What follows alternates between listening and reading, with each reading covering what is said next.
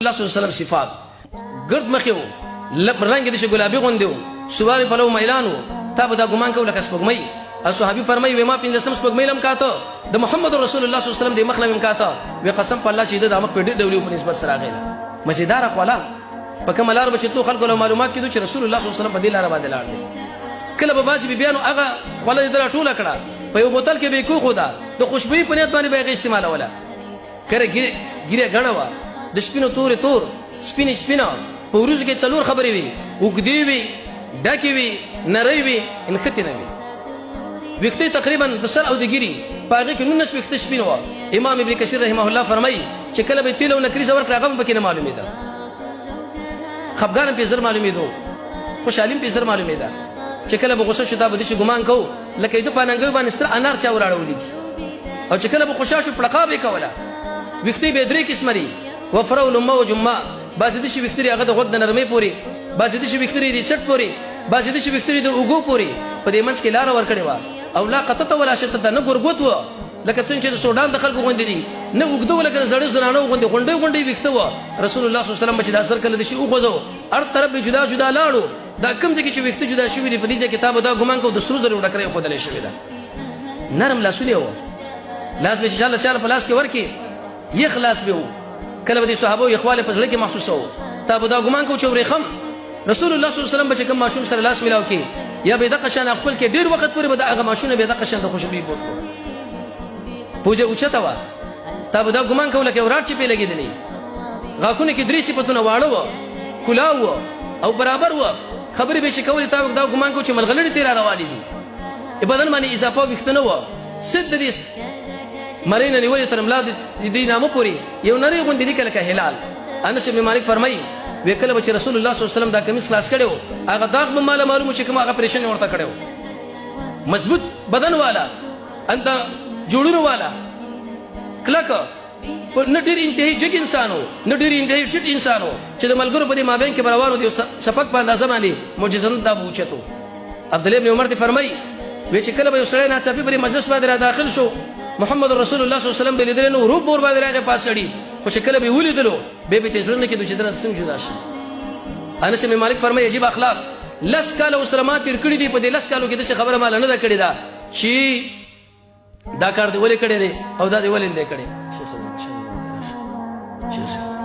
ودا خدا کار دی ولې کړی او دا کار دی ولې کړی دا مسله نه قدم به شکل خستو مضبوط قدم به خستو توجه د شي منو چې کبیر اخلي او چې کله به مسل کو نډيري انتهایی ورو نډيري انتهایی تیز ابو هريره سے فرمایي رضی الله تعالی عنہ و موږ بچو سره مزل کو د موږ بمنډه رسول الله صلی الله علیه وسلم بعدي مزل کو شنه استلی نو با چروان بو تا بدا ګمان کو لکه غر مچ هم شي راکته کیږي غاړه ډیر عجیب وتا بدا ګمان کو د سرو زرو دا وچه تا غاړه خپل مزیدار د سرو زرو او د قشان د وګونو اندازا دا نرمي اندازا او د هغه د وګو اندازا دا ټول ذکر شوی دي اندامونه قط قامتي خوشبوئی داغه د جناب نبی کریم علیه الصلاه والسلام دا مسیدار مثل کې په هغه کیفیت خبري کله به چې خبري کوله تاسو دا ګمان کوله کمل غلري د شیخ الاسلام ابن تیمیه رحمه الله بارک راځي هغه چې کله خبره شروع کوله جانب مقابل به شي ګمان کوله کې درې به سین چر روانو خلاصار به کو الله عز وجل واجب شباب انسان لور کړي وا رسول الله صلی الله علیه وسلم چې کله خبري کوله د ملغلور پیرلو یو پس بل پس سره روان د فصاحت او بلاغت تاړه او ډیر کې اخلاق والو الله عز وجل ورته فرمایي چې انك لعلى خلق تاخذ وجت اخلاق علي عائشه رضی الله عنها خلق رااله رسول الله صلی الله علیه وسلم اخلاق وسري و قران د جناب نبی کریم علیه الصلاه والسلام اخلاق بد زبانه سره نو سخت زړه سره نو بازار کې چغې نه والی همیشه تبسم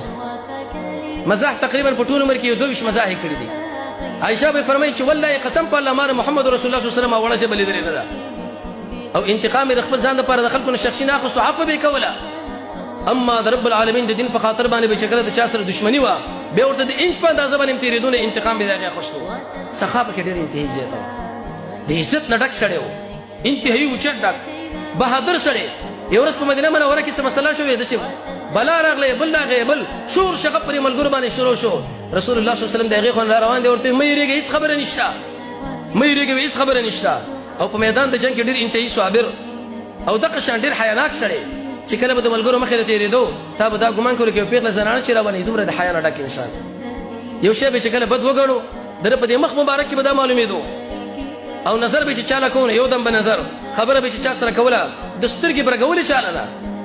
عادل انسانو پاک انسانو امانتدار انسانو تواضع پکې وه د کبر نه لرې انسانو صله رحمي پالونکی انسانو شفقت کوونکی انسانو د ادب نه ډک سړی و په کور کې ښکلی ژوند و فحش وغیره دا شیونه د هغه نه صادر شوي نه دي لعنت به په چا باندې نه ویلې حقیقت کې راځي بیا څه خلکو له وایي ورته وایي وی یا الله چې چاله مې سخته خبره کړې هغه ته ورته په رحمت بدله کړه جنازو له به حاضرېدو د شیخنا و امامنا احمد ابن عبد الحليم ابن عبد السلام ابن محمد ابن خزر ابن محمد ابن خسر ابن علي ابن عبد الله شيخ الاسلام ابن تيميه رحمه الله هغه په منقبت کې دا راځي دا ارچا جنازې له مطلب دا خو د قیامت علامه السلام الخاصه چې خاصو خلکو جنازو له او خاصو خلکو باندې سلامونه چو او بس چې کړی دی مونږ په کیفیت باندې کړي پتی پړسېدلې دي مکیله په کیفیت داخلي کې چې د خپل سر کته کوي تر دې پورې پالا باندې لګي کې حیا منه د الله عز وجل حیا ورسي